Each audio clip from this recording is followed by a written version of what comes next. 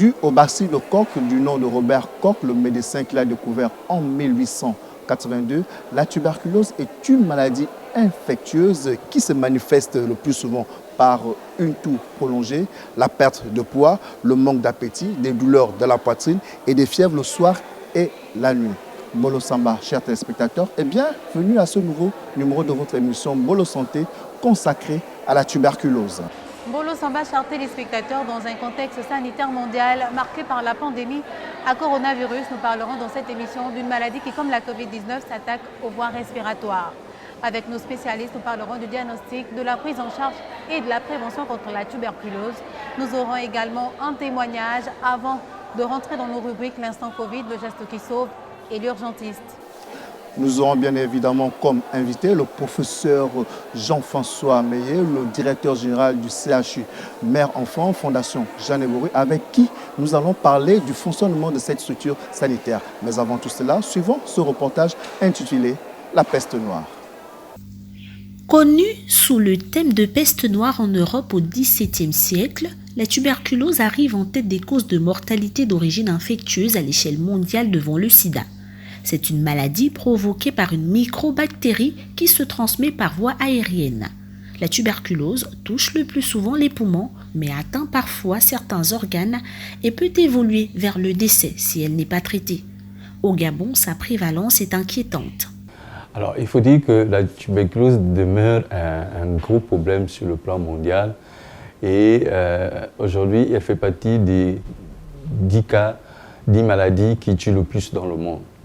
Et la situation demeure préoccupante dans notre pays parce qu'aujourd'hui, l'incidence de la maladie est estimée à 521 cas pour 100 000 habitants, ce qui est vraiment énorme pour notre pays. Et depuis mai 2021, l'Organisation mondiale de la santé a placé le Gabon parmi les 30 pays qui ont une charge de mobilité élevée par rapport à la tuberculose. Pour faire face à cette maladie qui est un problème de santé publique, le Gabon a créé en 1997 le Programme national de lutte contre la tuberculose qui, pour riposter efficacement contre cette pandémie, se compose de 25 centres de diagnostic et de traitement et de 13 centres de traitement répartis sur l'ensemble du pays, avec entre autres objectif de délocaliser la lutte contre la tuberculose en se rapprochant des populations. Après l'avoir vu dans le reportage que nous venons de suivre, nous retrouvons une fois de plus le docteur Jocelyn Maoumou. Effectivement, cette fois-ci, il nous dira un peu plus sur ce qu'est la maladie qu'on appelle la tuberculose. Absolument. C'est vraiment une maladie contagieuse. Et parce qu'il faut vraiment savoir que le fait que quelqu'un tousse, si une autre personne passe, il vient respirer ce qu'il a craché, lui aussi va attraper la maladie. Voyez. Mais ce n'est pas une maladie sexuellement transmissible. Ça, c'est vraiment important à connaître. Elle ne se transmet pas par voie sexuelle. Parce que les gens ont tendance à dire, dès qu'on dit que quelqu'un a la tuberculose, on le met dans un coin, on ne veut plus l'approcher. Non. Et ce qu'il faut faire, c'est, comme vous avez vu avec les mesures barrières pour le Covid, c'est le lavement des mains, le port du masque, c'est se laver les mains. C'est vraiment ces mesures d'hygiène de la toux qu'il faut vraiment appliquer. Mais on ne devrait pas abandonner quelqu'un qui a la tuberculose parce qu'on l'a diagnostiqué. Au contraire, le traitement que nous avons aujourd'hui fait en sorte que dès que quelqu'un est mis sous traitement, la capacité de pouvoir contaminer baisse dans les 15 jours qui suivent le traitement. Et donc ça, c'est vraiment important. Aujourd'hui, nous nous battons pour pouvoir vraiment couper cette chaîne de contamination parce que l'objectif, c'est de faire en sorte que tous ces tousseurs qui ont le BK, si on arrive à les diagnostiquer rapidement et on les met sous traitement, on arrivera à couper la chaîne de contamination et la chaîne de transmission de la maladie. Guy Frey, le dépistage de la tuberculose obéit à un certain nombre d'examens. Effectivement, Oumou, nous sommes rendus à l'hôpital spécialisé de Nkembo où nous avons fait tout un circuit pour connaître comment s'effectue le diagnostic de la tuberculose. Je ne vous en dis pas plus, nous allons voir tout cela accompagné de Madame Nina Benga.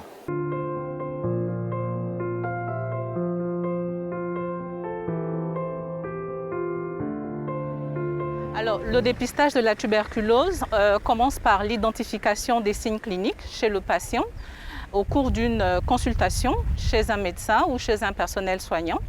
Alors, les signes cliniques qui vont être recherchés vont être essentiellement une toux persistante qui va être accompagnée de fièvre, d'amaigrissement, de perte d'appétit, etc.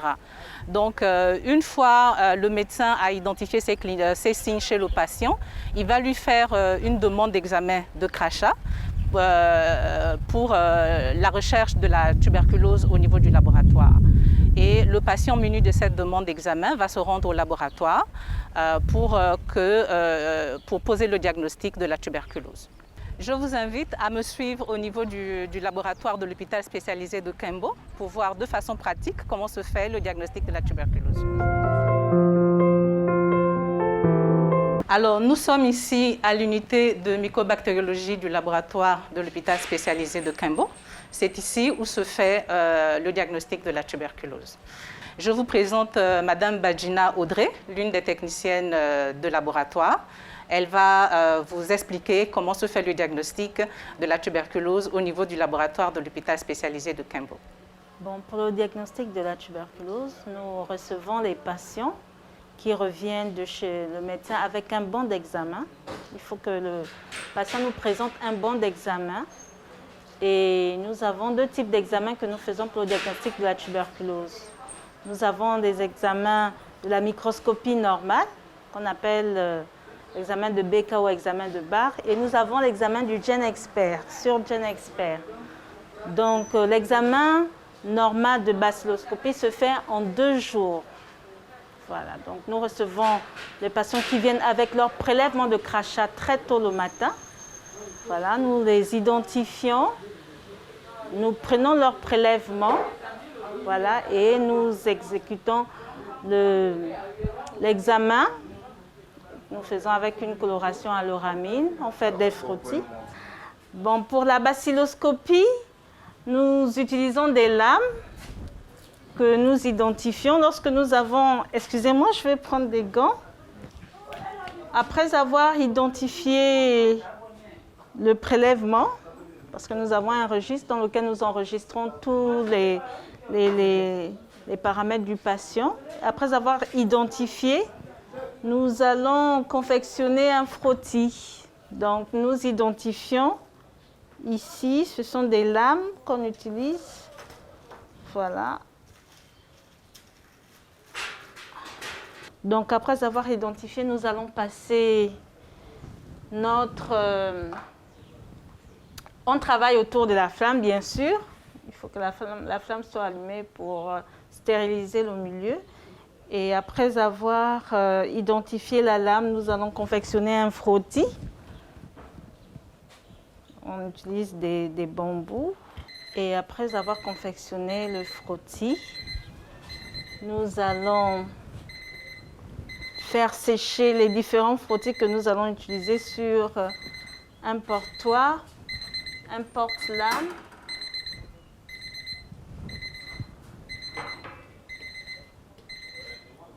Après avoir confectionné les frottis, on les fait sécher. On les fait sécher à la flamme. Après, nous passons à la coloration. Voilà. Avant, on utilisait la coloration aux ILNSL, mais maintenant, on utilise la coloration à l'uramine.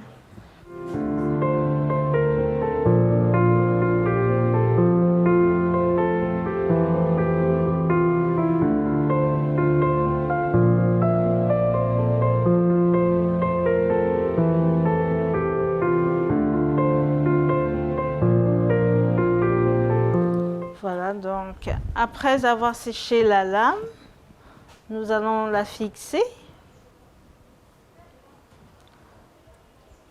Après la fixation, nous passons à la coloration. Et nous allons prendre l'uramine, puisque nous faisons la coloration à l'uramine, que nous allons étaler sur la lame.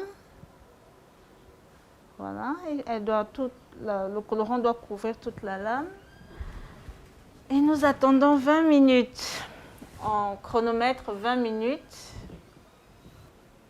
On lance le chrono. On attend 20 minutes. Donc, après, nous rinçons à l'eau courante. Après le ramis, nous passons à l'étape suivante, qui est la décoloration à l'alcool acide. Voilà, nous allons recouvrir la lame de l'alcool acide. Chronométrer le temps, c'est qui est de 2 minutes. Voilà. Et nous allons attendre lorsque les 2 minutes se sont écoulées. Nous allons à nouveau rincer notre lame.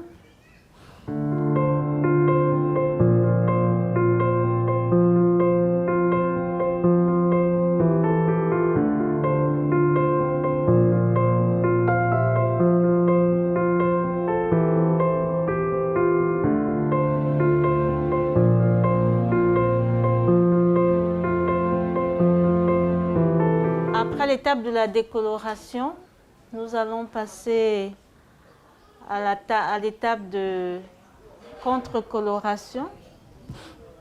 Ici, qui se fait au permanganate de potassium, mais nous pouvons aussi utiliser le bleu de méthylène. Donc nous allons recouvrir notre lame du bleu de méthylène et nous allons chronométrer le temps de 1 à 3 minutes. Donc après cette étape de coloration au bleu de méthylène, nous allons à nouveau rincer notre lame. Nous allons égoutter nos lames. Nous utilisons des essuie-tout.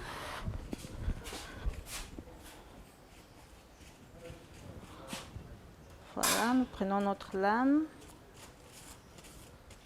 Égoutter. Nous mettons sur un portoir. Et après cette étape, nous allons une fois de plus laisser sécher à l'air libre. Nous allons passer à l'étape de la lecture qui se fait au microscope à fluorescence. Et nous allons procéder à la lecture. Après toutes les étapes que Madame Badjina vient de vous montrer, il faut dire que l'examen, au terme de toutes ces étapes, le résultat est rendu au bout de 1 ou 2 jours. Un jour, si le premier échantillon du malade, qui a le premier échantillon fourni par le malade, est positif, le résultat peut être rendu le lendemain, donc un jour. Ou alors 2 jours, si le premier résultat est négatif, on demande au malade de rapporter un deuxième échantillon qui va être analysé de la même façon et le résultat va être rendu donc 2 jours après. Voilà. Il faut dire aussi que le laboratoire de l'hôpital spécialisé de Kimbo est l'un des plus grands laboratoires du Gabon en termes de diagnostic de la tuberculose parce qu'ils reçoivent en moyenne par jour 50 échantillons. Donc si vous permettez, on peut aller dans l'autre salle pour voir l'appareil qui fait le diagnostic moléculaire. Voilà, nous sommes ici à l'unité de diagnostic moléculaire qui se fait sur cet appareil qu'on appelle le GeneXpert. Voilà. C'est un appareil qui permet de faire le diagnostic de la tuberculose en recherchant l'ADN de l'agent pathogène, le Mycobacterium tuberculosis. Après avoir préparé nos échantillons, nous les apportons ici et nous avons au préalable identifié et mis notre échantillon dans une cartouche. Nous avons notre patient ici qui est devant moi avec le banc, c'est une banque. Après avoir saisi les informations concernant le patient, nous allons lire le code barre de la cartouche. Après la lecture du code barre de la cartouche, nous allons introduire ici notre échantillon. Après avoir démarré le test, validé le test. Et pour introduire notre échantillon, nous ouvrons le module et nous introduisons notre cartouche à l'intérieur du module et nous le refermons. Et après, le test est lancé. Nous obtenons un résultat dans les 2 heures. Comme nous venons de le voir, on utilise plusieurs méthodes pour poser le diagnostic de la tuberculose. Il y a la méthode de base qui est la microscopie. Il y a aussi la technique de diagnostic moléculaire qui se fait avec l'appareil GeneXpert que nous avons vu tout à l'heure. Et il faut dire que ce type d'appareil, il y en a exactement 10 dans le pays qui ont été déployés par le programme tuberculose. Donc ces appareils il y a un appareil dans chaque province, localisé essentiellement au niveau des laboratoires, des centres hospitaliers régionaux. Maintenant, à côté des méthodes de microscopie et de GeneXpert, nous avons également des méthodes de culture. Nous avons au Gabon un seul laboratoire qui effectue cette technique, la technique de culture. C'est le laboratoire de tuberculose du Centre de recherche médicale de Lambaréné, le CERMEL, qui est actuellement notre laboratoire de référence pour la tuberculose au Gabon. Donc la culture est effectuée au niveau du CERMEL. Tous les échantillons des patients qui sont en suivi de traitement sont acheminés à travers un système de transport que nous avons mis en place, sont acheminés au niveau de Lambaréné pour les examens de culture. Voilà. Donc, de façon résumée, il y a l'ensemble des techniques qui sont actuellement utilisées au Gabon pour le diagnostic de la tuberculose. Et à côté de la culture, on effectue également les tests de sensibilité pour les premières et les deuxièmes lignes chez les patients qui sont sous traitement ou pour lesquels on initie un traitement. Voilà, Oumou, comment s'effectue le dépistage de la tuberculose. Et lorsque les tests s'avèrent être positifs, il faut immédiatement une prise en charge du malade. Justement, Guifre, le docteur Patrice Dapné va nous expliquer comment se fait le traitement médicamenteux de cette maladie, suivant attentivement ses explications. La prise en charge des cas de tuberculose est multiforme. Déjà, lorsque le malade arrive chez le médecin, il présente une symptomatologie qui est typique de la tuberculose. Le médecin l'examine, il demande un bilan, et lorsque le bilan arrive, surtout ce qui permet de faire le diagnostic, c'est d'abord l'examen des crachats qui confirme l'existence d'une tuberculose. Dès que le diagnostic est posé, on initie un traitement. Avant l'initiation du traitement, on fait un counseling au malade, c'est-à-dire on le sensibilise sur la prise en charge de sa maladie. Déjà, le malade doit être informé qu'il a une tuberculose. On lui dit que le traitement durera 6 mois et que c'est une maladie qui se guérit. Une fois qu'il aura commencé son traitement, il se sentira mieux. Après 15 jours de traitement, le malade se sent mieux. Ce n'est pas parce qu'il se sent mieux qu'il est guéri. Il doit prendre son traitement pendant 6 mois. Et il y a un protocole de suivi qui doit être respecté. Le malade, déjà le traitement dure 6 mois. Il y a 2 mois de phase intensive qui est fait de 4 molécules, la rifampicine, l'isoniazide, l'éthambutol et la pyrazinamide, et puis 2 mois de phase de consolidation qui est fait de la rifampicine et l'isoniazide.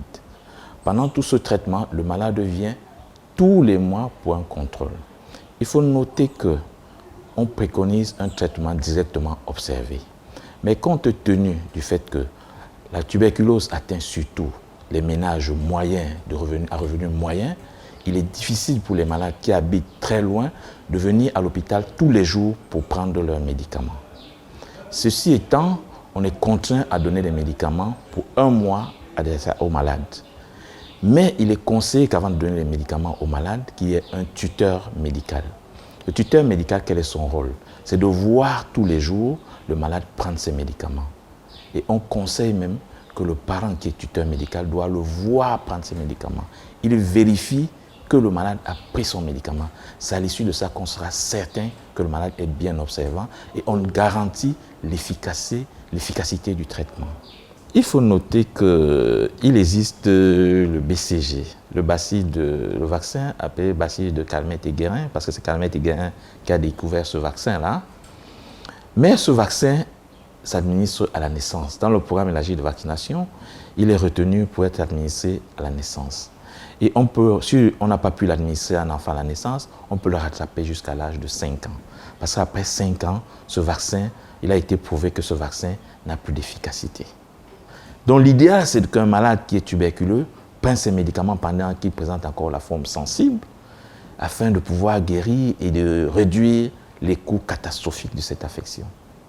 L'infection pulmonaire, c'est un package qui intègre la tuberculose. La tuberculose aussi, c'est une infection pulmonaire. Mais parmi les infections pulmonaires, on a la tuberculose, on a les pneumonies, on a les pleurésies, on a les pneumonies, il y a beaucoup d'autres infections, dont la tuberculose est une infection pulmonaire au même titre que toutes les infections. Mais la tuberculose a une particularité qu'elle a un germe qui est résistant et dont le traitement est très long. Toutes les autres infections à germe non spécifiques se traitent au bout de 10 jours de traitement, l'affection est enrayée. Mais pour la tuberculose, il faut 6 mois. C'est ça la particularité. Mais il faut noter que la tuberculose est une infection pulmonaire au même titre que toutes les autres infections. Au mot, la tuberculose n'est pas une fatalité. Il suffit de bien suivre son traitement, bien qu'il puisse paraître long. Guy Frey, il faut surtout ne pas interrompre son traitement au risque de développer des formes plus graves de la maladie, ce qui pourrait entraîner à la longue justement un traitement reparti à zéro. Ce qui nous amène à la rubrique témoignage. Nous avons justement rencontré un malade de la tuberculose qui nous raconte son histoire. J'ai appris que j'ai la tuberculose à l'aide des examens des médecins. J'ai appris que j'avais la tuberculose. Une fois les médecins ont su que j'ai la tuberculose, ils m'ont examiné et ensuite ils m'ont donné un traitement. Et ce que je suis en train de suivre au jour d'aujourd'hui, je suis sur le traitement. Et ça commence à aller. Comme avant, je fumais et je buvais beaucoup. Peut-être c'est là où j'ai eu la tuberculose, anti-résistante. Ma famille me vient toujours en aide. Ils ne sont pas, ils ne m'ont pas rejeté. Ils sont là toujours près de moi pour me fortifier. Et le conseil que j'ai pu donner pour les gens qui sont en forme, qu'ils arrêtent de fumer, qu'ils arrêtent de boire. Qu'ils arrêtent de boire et fumer parce que la tuberculose est une maladie vraiment très dangereuse. J'ai bien pris mon traitement pendant 6 mois. Mais après le traitement, c'est comme si ça allait un peu. Mais après, un temps après, c'est revenu encore. J'ai correctement suivi mon traitement pendant les 6 mois par rapport à ce que les médecins de Lambaréné m'ont donné. Donc j'ai suivi bien le traitement. Mais apparemment, ça n'allait pas toujours. Oumou, tu parlais tout à l'heure de la nécessité de bien suivre son traitement, ce qui fait appel à une prise en charge communautaire. Effectivement, ce qui met en action justement l'entourage du malade afin que cela puisse veiller justement à la prise scrupuleuse du médicament par le malade. Au programme national de lutte contre la tuberculose, une équipe dirigée par Madame Anne-Rachel Abissi est chargée de cette mission. On regarde. La prise en charge communautaire, c'est un ensemble de services offerts aux malades au sein de sa famille et au sein de sa communauté. Ce n'est pas parce que c'est une maladie honteuse qu'on en parle dans la communauté, mais c'est parce que les malades sont suivis aussi bien dans les structures sanitaires qu'au sein de leur famille, dans des maisons. Et ils vont, parfois, c'est des malades qui travaillent, ils vont dans des services et que c'est bien normal qu'on puisse les suivre aussi au sein de leur communauté, dans les différentes communautés dans lesquelles ils vivent. La prise en charge communautaire, nous avons formé des agents communautaires, appelés, comme tout le monde les appelle au niveau international, mais chez nous on les appelle des relais communautaires. Ils ont suivi une formation sur la tuberculose, sur le VIH et sur la Covid aussi. Donc on a ajouté des informations sur la Covid. Ils ont été formés. Donc leur rôle, c'est de détecter au sein de la communauté des signes de présomption de tuberculose. Ils font aussi dans l'accompagnement du malade. Ils font des visites à domicile, ils font des visites à l'hôpital. Voilà. Donc, quand ils ne peuvent pas aller tous les jours, ils travaillent avec des tuteurs au sein des familles. Donc, on responsabilise quelqu'un qui va suivre le traitement du malade tous les matins, qui va pouvoir donner le médicament au malade. Donc, c'est un peu ça le rôle des relais communautaires. Et aussi, dans les structures sanitaires, ils vont vers les médecins de prise en charge pour voir un peu ceux qui sont absents au traitement. Si vous ne venez pas à votre traitement, le médecin appelle le relais communautaire pour dire tel malade habitant par exemple Kingele n'est pas venu prendre ses médicaments depuis plus d'une semaine ou depuis plus de 2 mois. Donc celui-là a le devoir d'aller rechercher ces malades et le ramener dans le cycle. Nous vous l'avons annoncé au début de cette émission. Nous recevons à présent notre invité, le professeur Jean-François Meillet, en sa qualité de directeur général du centre hospitalier universitaire Mère-Enfant, Fondation Jeanne Ebory. Professeur, bonsoir. Bonsoir. Merci de nous accorder un peu de votre temps et également de nous permettre d'être là ce soir dans ce beau cadre. C'est nous qui vous remercions. C'est nous qui vous remercions d'être venus à nous et de nous donner cette opportunité de pouvoir expliquer un peu à la population le fonctionnement de notre maison. Donc nous sommes ravis d'être avec vous et de parler de notre hôpital que nous aimons beaucoup. Alors, professeur, depuis sa restauration, il y a quelques années, la fondation, le centre hospitalier universitaire Fondation Jeanne Ebory,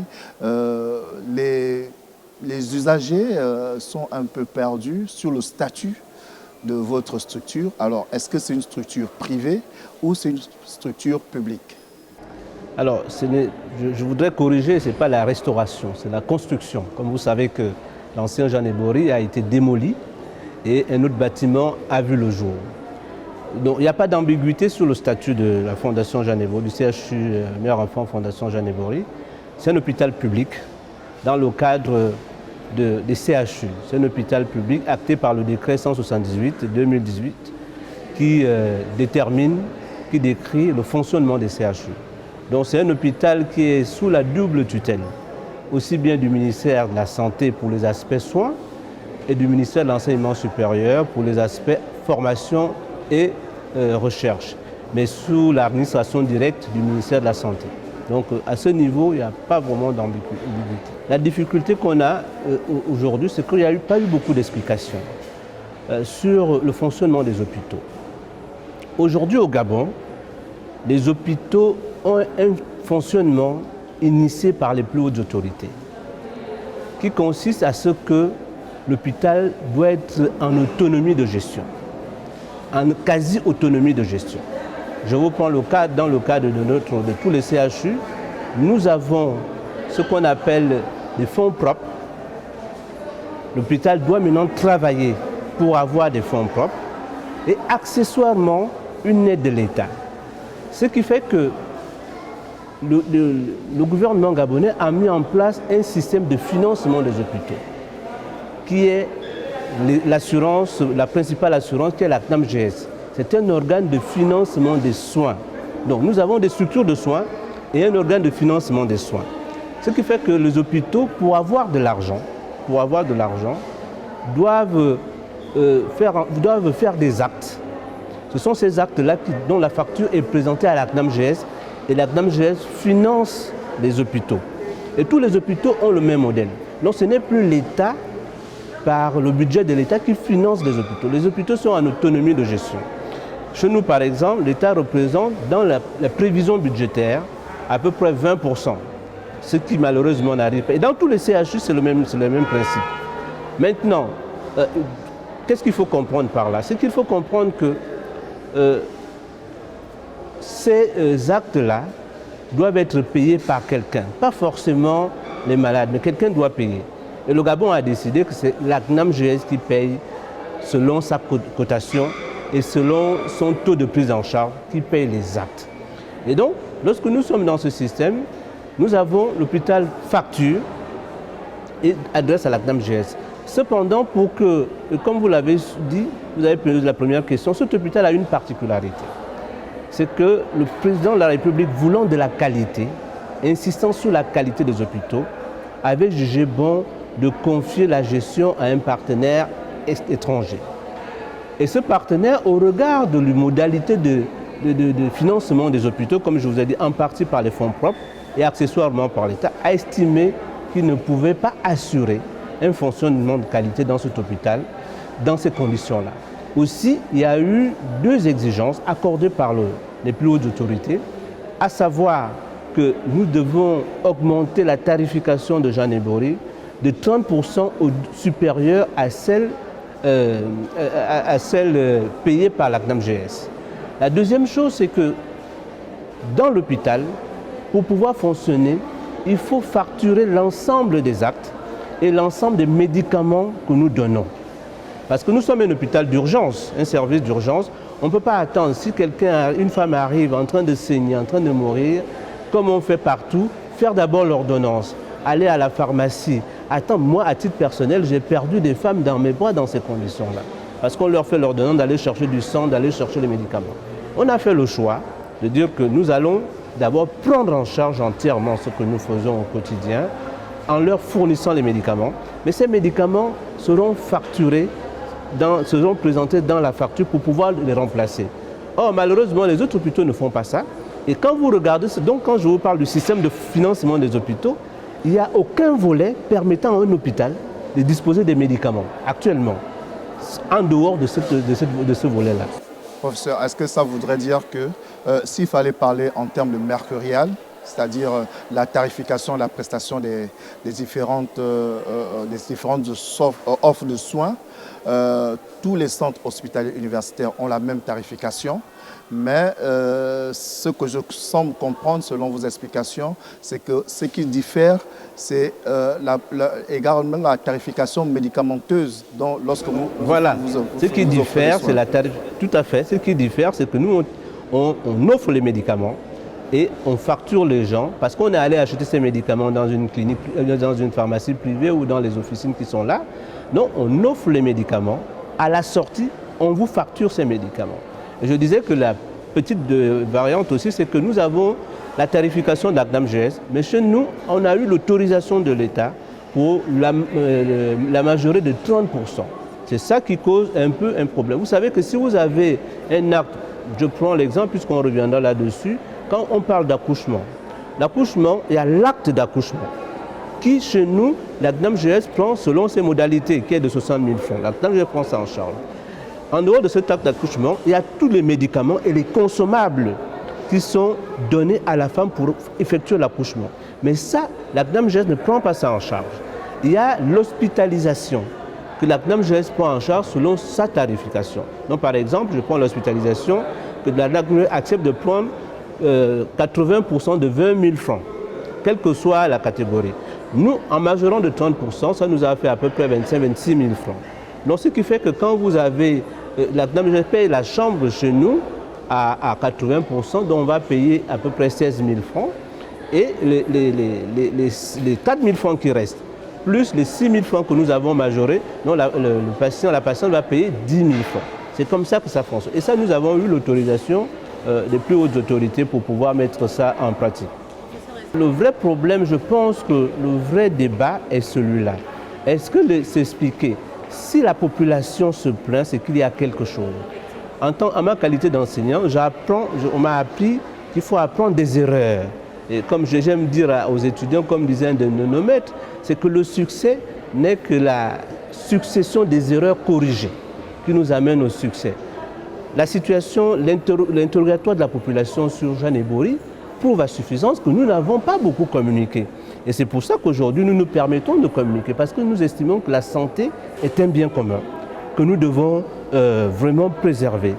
Or, cette santé a des qualités, ça a une certaine exigence. C'est l'exigence de qualité sur laquelle le président de la République insiste. Nous sommes heureux, vous êtes ici, vous venez faire votre émission chez nous, dans un cadre agréable. Je pense que l'hôpital doit être ça. Mais pour faire ça, vous conviendrez avec moi qu'il faut, en dehors du soin qu'il y a, il faut maintenir cette qualité. Et ça, c'est un autre coup qu'on ne voit pas souvent lorsqu'on parle de santé. Or, nous avons des gros problèmes. Moi, j'ai réussi à hiérarchiser les besoins au niveau de l'hôpital, qui sont d'abord la première chose. Quand on vous offre une structure comme cela, équipée, mais nous avons 3 exigences. L'exigence de la ressource humaine, qui doit non seulement être de qualité, en qualité ou en quantité, mais surtout qui doit être tout le temps en formation. Nous avons l'exigence de la technologie. Toute la machinerie, qu'il soit purement technique ou médico-technique, nous devons le maintenir. Vous comprendrez que pour que l'oxygène fonctionne, pour que la climatisation fonctionne, pour que le forage d'eau, vous voyez que vous êtes à Jeanne Ebori, vous n'avez pas de problème d'eau comme dans les autres hôpitaux, parce que nous avons un forage qui fonctionne. Donc tout ceci nécessite des moyens colossaux pour pouvoir maintenir ça.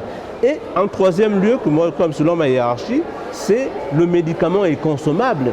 Nous pouvons faire comme les autres hôpitaux font, en se disant, bon, nous recevons les gens, on a les ressources humaines, on leur fait l'ordonnance, ils vont à la pharmacie, parce que quand ils vont à la pharmacie, la CNAMGES paye les médicaments. Mais si nous, on leur met ces médicaments dans l'ordonnance, ici, la CNAMGES ne paye plus. Donc nous avons aussi ce problème à régler un peu avec la CNAMGES pour pouvoir fonctionner. C'est-à-dire que, voilà un peu le mode de fonctionnement, nous n'avons pas assez communiqué, l'occasion nous est donnée pour communiquer. Quand vous êtes dans cette salle, vous voyez que les tarifs sont affichés sur les murs, si vous avez fait attention. Donc tout le monde qui arrive ici devrait savoir combien ça va lui coûter. Lorsque nous sommes dans cet hôpital, posez la question aux médecins qui sont ici. Ce sont les premiers à vouloir mettre les personnes qu'ils ont soignées dehors parce qu'ils ne veulent pas les garder. Donc nous avons tout un monde de personnel ici. Nous avons le personnel médical, le personnel financier, le personnel médical ne s'occupe pas des aspects financiers. C'est les financiers qui s'occupent de ça. La seule chose qui se passe, c'est que dans notre fonctionnement, au regard des difficultés que les uns et les autres ont, à la fin de la prise en charge médicale, le personnel financier vous tend la facture en disant vous devez payer tel montant pour sortir. Bon, toutes les petites difficultés sont là. Alors, nous, sur le plan médical, on dit, si les gens n'ont pas payé au bout de 1 jour, 2 jours, 3 jours, on finit par les laisser sortir. C'est pour ça que quand on regarde notre budget, nous avons actuellement une créance de 2 milliards que la population nous doit depuis 2 ans. Parce que c'est vous dire que tout le monde, on n'oblige pas tout le monde, on ne retient pas. Mais il arrive simplement des incompréhensions. Et souvent le cas qui passe dans les médias, quand ça sort dans les médias, la personne n'est même plus dans nos murs. La personne est déjà partie. Je voudrais simplement ajouter, parce que ça a créé de l'émoi dans la population, et les ministres de la Santé et les ministres des Affaires sociales viennent justement de s'interroger sur cette problématique et de poser la question comment on peut résoudre ça.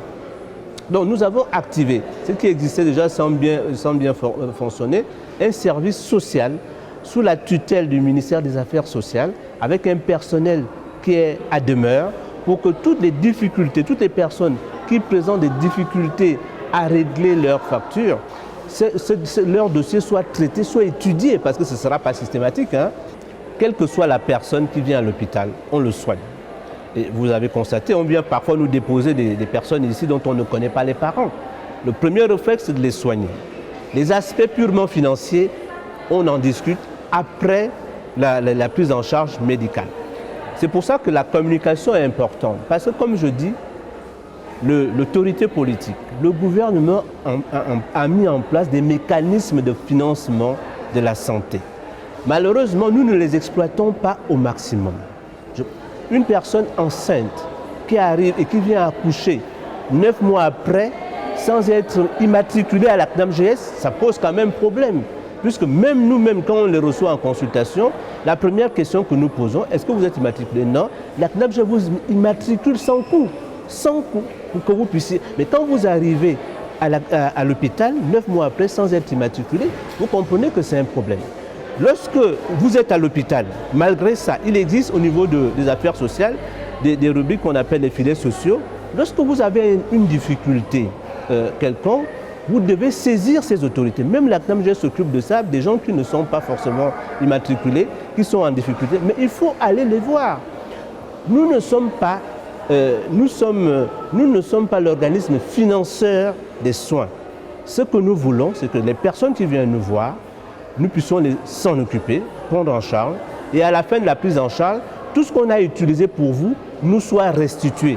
C'est aux personnes d'aller faire la démarche sur la structure de paiement des soins pour venir nous dire que, écoutez, je suis allé à CNAMGES, comme certains le font. Ils m'ont donné un document qui va assurer le paiement des soins. Et là où je dis je ne suis pas d'accord avec vous, parce que reconnaissons que dans cette structure, par an, nous avons plus de 300 000 hospitalisations. Nous avons près de 6 000 accouchements. Mais il y a effectivement quelques cas. Cette année, on a eu 2 ou 3 cas. Je ne peux pas les négliger, mais se dire aussi que derrière ça, il y a quand même du travail. Derrière ça, il y a beaucoup de Gabonais qui comprennent qu'ils doivent participer à cet effort. Beaucoup le font. Ce matin, j'ai encore, du moins, on m'a informé d'autoriser certaines personnes, parce que lorsque la personne ne peut pas payer, on lui dit payer une partie, autour de 50%.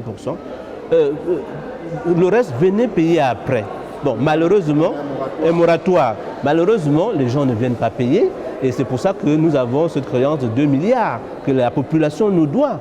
Donc, comment devons-nous faire? Parce que si, comme certains disent, si on consomme tout ce qu'on a aujourd'hui, que nous ne sommes plus en capacité de payer les médicaments, qu'on n'est pas en capacité de renouveler l'oxygène, on va fermer l'hôpital. Le personnel sera agacé de savoir que l'hôpital est fermé, la population sera agacée et on va aussi nous le reprocher. Nous avons choisi un modèle qui nous permet de fonctionner et nous sommes satisfaits de cela parce que je vous prends ce week-end où on m'a appelé à 3 h du matin parce que l'équipe de garde était saturée. Aucune maternité publique, aucune salle de bloc opératoire public ne fonctionnait le week-end. Donc on a fallu envoyer tout le monde ici et on a opéré plus de 20 malades en un seul week-end. Justement, en parlant des week-ends, il semblerait que la tarification n'est pas la même en semaine et en week-end. Non, pas du tout. Qu'est-ce qui explique cela? Mais la tarification est affichée. Quel que soit le jour, il n'y a pas de différenciation. Ça, ce sont des interprétations. Même en hospitalisation? Quelle que soit l'hospitalisation, quel que soit le jour, quel que ce soit un jour ordinaire, un jour férié, un week-end, c'est la même tarification. La journée d'hospitalisation a un coût, c'est affiché, c'est connu, il n'y a aucune différence. Donc, ce sont des informations qui ne sont pas vraies du tout, du tout. Et l'accouchement en mère-enfant, si vous venez à accoucher dans des conditions normales, sans complications, vous allez payer, enfin, on va vous facturer à peu près, je crois que c'est 180, parce que ça dépend de ce que vous consommez aussi.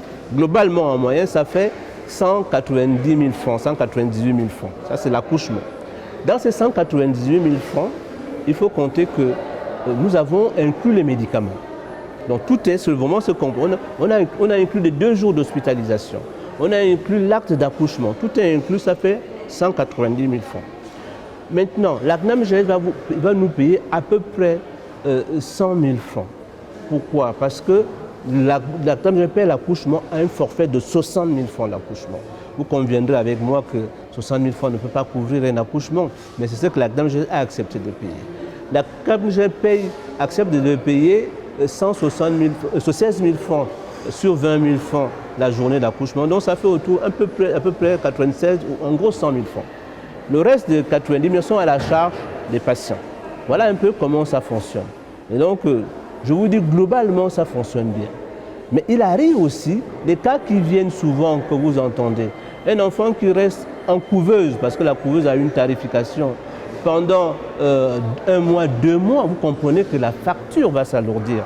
Malgré l'effort dans cette facture, malgré l'effort de la CNAMGS, parce que quel que soit le nombre de jours, la CNAMGS paye toujours sa part. Mais la part que doivent payer les patients augmente également. Souvent, des factures, je vous prends l'exemple, les factures d'1 million, 1 million 400, 1 million 800, on vous dit la patiente paye 700, le reste c'est la CNAMGS qui paye. Le reste c'est la CNAMGS. Et nous devons tous, je l'insiste là-dessus, nous devons tous protéger cette structure de financement et d'éviter de tricher avec ça.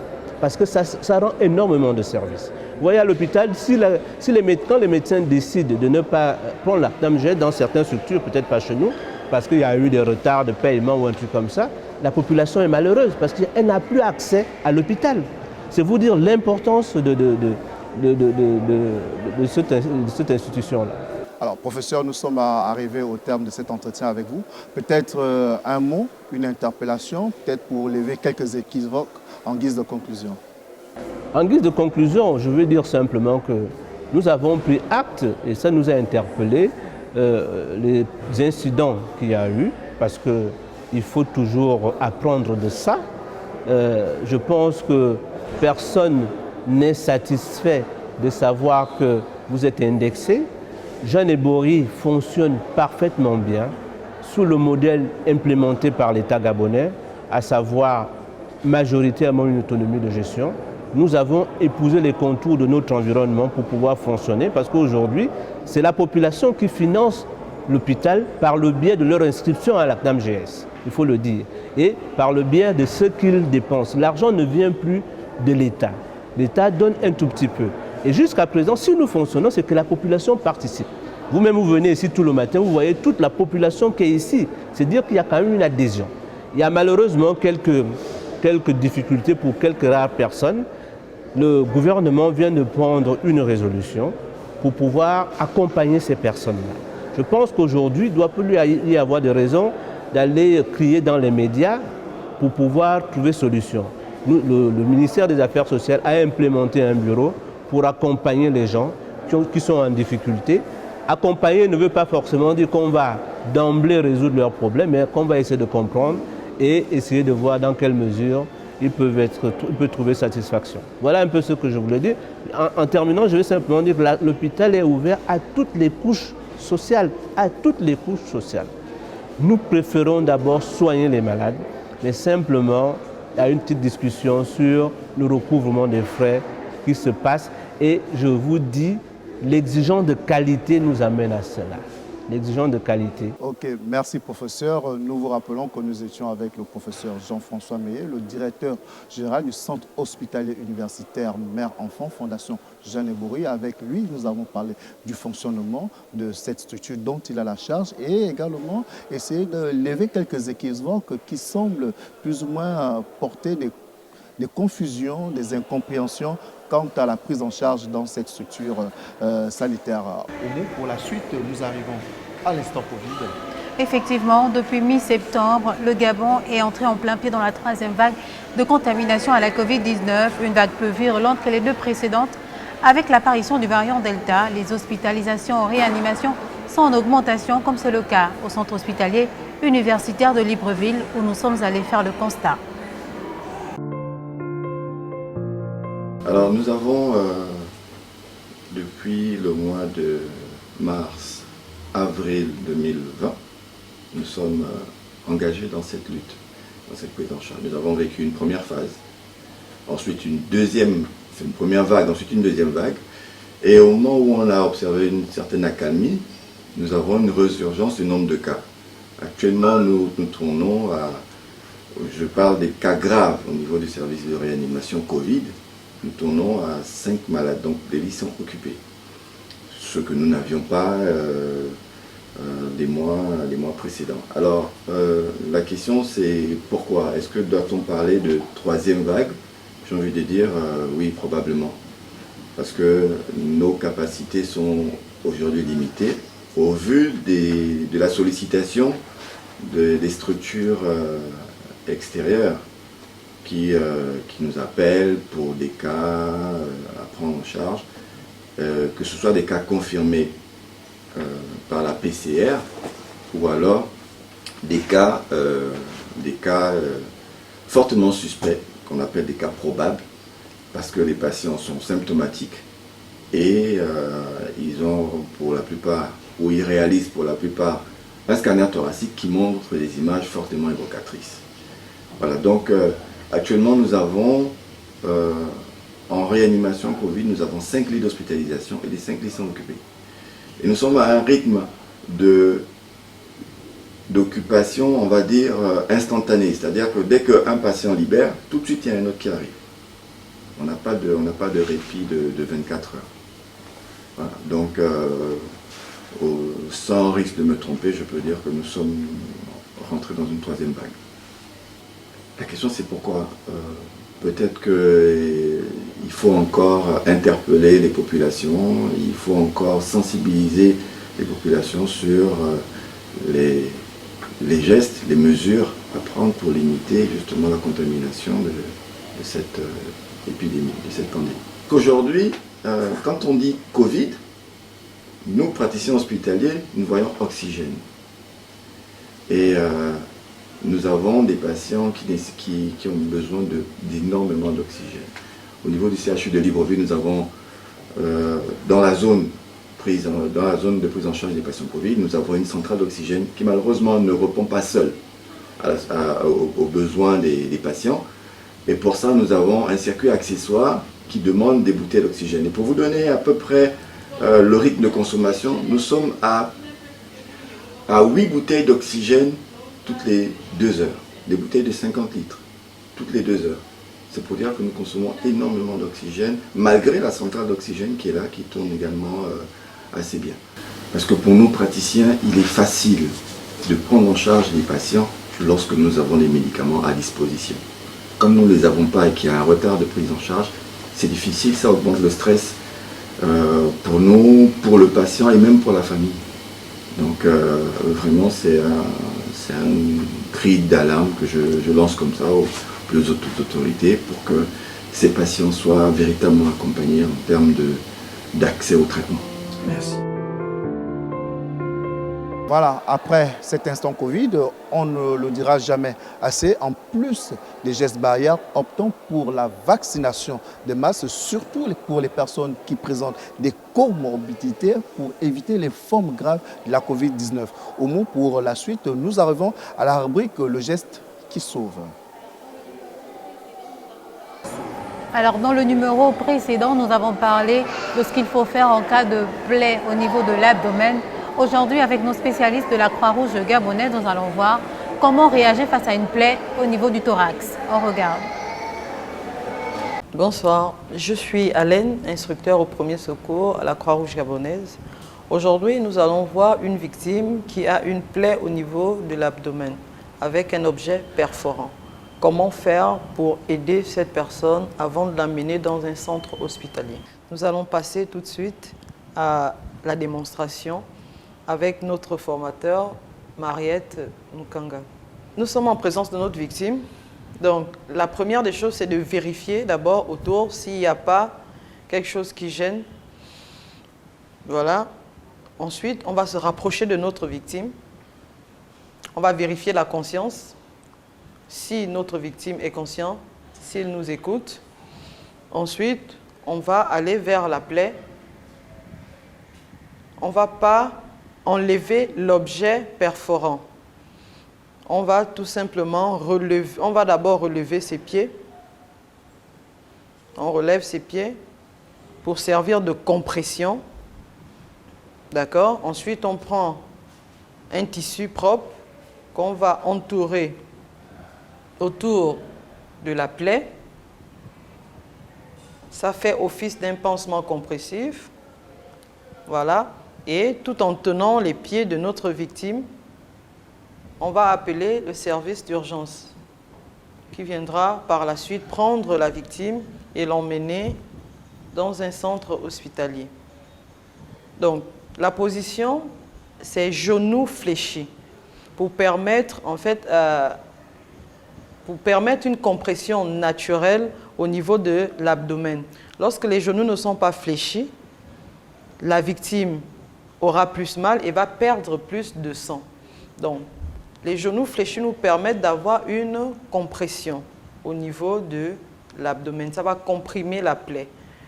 L'objet perforant, on ne peut pas l'enlever, sinon le sang va gicler. Donc, ça nous permet également de garder la compression au niveau de notre plaie. Voilà en quelques mots les gestes de premier secours pour aider une personne qui se plaint d'une plaie au niveau de l'abdomen avec objet perforant. Merci. Et pour la rubrique l'urgentiste, nous allons parler de quoi? Nous allons parler de l'intoxication médicamenteuse, des situations assez fréquentes que nous vivons avec nos enfants à la maison, justement lorsque nous laissons à leur portée de manière accidentelle des médicaments. Qu'est-ce qu'il faut faire lorsqu'un enfant ingurgite un médicament malencontreusement? Suivons les explications du lieutenant-colonel Okwe Raphaël. Toujours dans le cadre de vulgarisation des soins de santé, aujourd'hui nous allons voir une autre pathologie circonstancielle qui est résolument fréquente. C'est la deuxième cause d'accident domestique, notamment chez les enfants. Il s'agit cette fois-ci de l'intoxication médicamenteuse. De quoi parle-t-on quand on évoque une intoxication médicamenteuse? Il s'agit de l'ingestion, donc l'absorption par la bouche, de médicaments destinés à un usage divers en quantité trop importante ou en fréquence trop rapprochée. Cette intoxication médicamenteuse a légèrement différé du surdosage, où cette fois-ci la prise est trop grosse par rapport à ce qui est prévu. Lorsqu'on parle d'intoxication médicamenteuse, il s'agit donc de la prise importante de médicaments pour des visées diverses, soit accidentelles, ce qui arrive généralement chez les sujets âgés, ou à visée suicidaire ou volontaire, comme on peut parfois les voir chez des sujets qui sont donc dits plus jeunes. Comment définit-on et comment diagnostique-t-on donc ces intoxications médicamenteuses? Il est généralement assez compliqué de pouvoir mettre le doigt là-dessus parce que généralement, lorsque nous nous présentons, le patient ou la victime, devrais-je dire, est parfois inconsciente. Lorsque nous n'avons pas la notion de la gestion médicamenteuse, vous pouvez ouvrir une porte et retrouver votre fils, votre fille ou un autre parent totalement inconscient. Et à ce moment-là, il est assez compliqué de pouvoir savoir ce qui s'est réellement passé. Donc vous avez deux cas de figure, celui où vous avez une victime consciente et celle où la victime est inconsciente. Quand vous êtes dans le contexte d'une victime consciente, il y a certaines choses à faire qui sont très importantes et pour la prise en charge immédiate et surtout pour aider et faciliter le travail du médecin. Lorsque la victime est consciente, vous essayez d'abord de faire préciser les médicaments qui ont été pris, la quantité principale, ou du moins assez précise des médicaments qui ont été ingérés, le délai d'ingestion, qui est un facteur très important donc, dans la prise en charge, et les premiers effets ressentis. Ressent-il des vertiges, des difficultés respiratoires ou des médicaments d'autre nature, ou des soucis d'autre nature.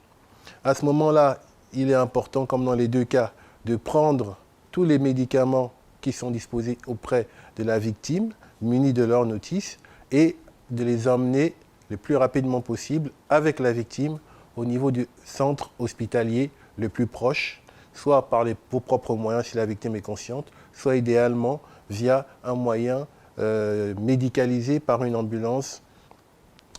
Arrivé à ce moment, il se passe deux choses. Quand vous êtes reçu par le médecin urgentiste, si la patiente et si la victime est consciente, à ce moment-là, on s'interroge et on s'intéresse d'abord aux médicaments qu'il a pris. On regarde les effets secondaires, on regarde les effets de surdosage et en fonction du médicament, soit on se décide à attendre tranquillement une élimination sous surveillance médicale, soit il y a un certain nombre de choses à faire qui sont l'évacuation gastrique, c'est-à-dire faire en sorte de faire passer entre griffes les médicaments avant qu'ils ne soient assimilés dans le sang.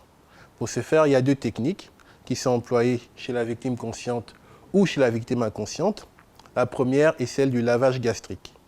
C'est une technique qui est un petit peu moins à la mode aujourd'hui, mais qui peut rester utile, surtout lorsqu'il s'est passé moins d'une heure, et j'ai bien dit moins d'une heure, entre l'heure supposée d'ingestion du comprimé et l'arrivée à l'hôpital.